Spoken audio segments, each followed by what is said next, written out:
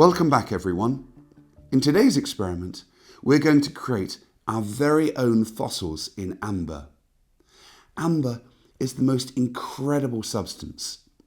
It's tree resin that dripped down the trunks or branches of a tree millions of years ago and slowly became fossilized. In many cases, insects and even small reptiles and other creatures can be trapped in amber. This gives us a unique glimpse of prehistoric life in a way that regular fossils can't give us. If you look deeply into these pieces here, you can see all manner of small flies and insects and other creatures. The detail of preservation is even greater than regular fossils in stone, and in some cases, even the colour of that ancient animal is perfectly preserved. And it's not just insects that have been preserved in amber. Often parts of plants have been preserved, and in really rare cases, even whole lizards.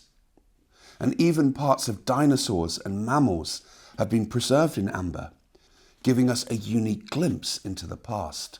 In today's experiment, you can create your very own amber fossil. To do this, what you need is some epoxy resin. This comes in two parts. When you mix the two parts together, they solidify. This will stand in as your amber. You then need a cup to mix the resin in, two small toy creatures that will be your fossils in your resin, and last but not least, some moulds to pour your resin into. And if you'd like to, you can add some resin dye to really make your resin realistic and look just like real amber. Okay, let's get started. So the first step is to measure out exactly equal quantities of the two parts of the epoxy resin. Do this under the supervision of a responsible adult because the resin is harmful if it's ingested.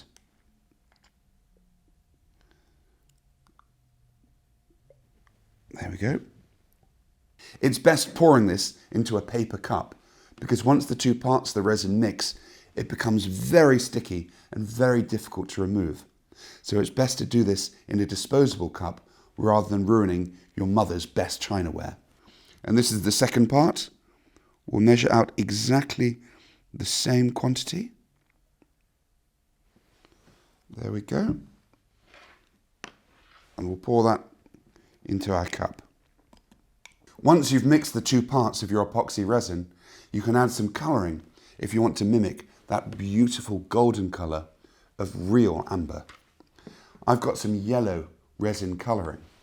I'm going to add a few drops of this.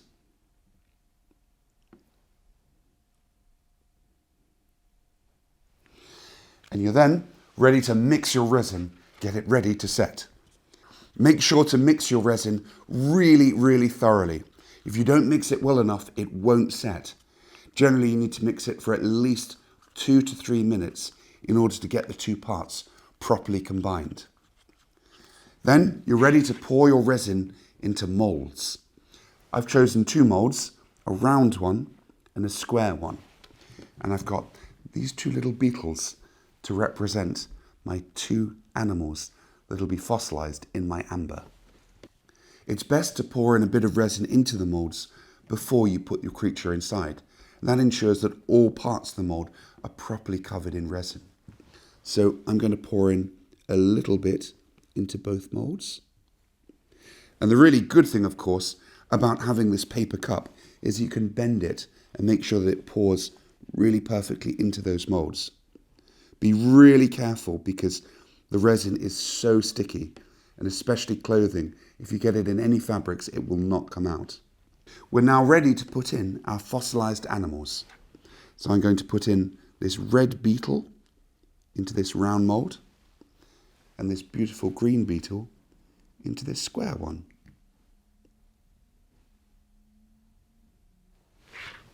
You can then top up both moulds with a bit more resin.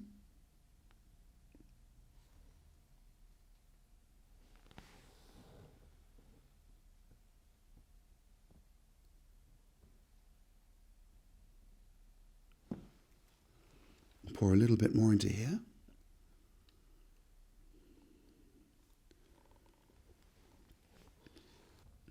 You then have to leave the moulds for about 48 hours to allow the resin to fully set and harden. Join me in 2 weeks' time to find out how my creatures in amber turn out. Good luck in replicating this experiment, and thank you for watching.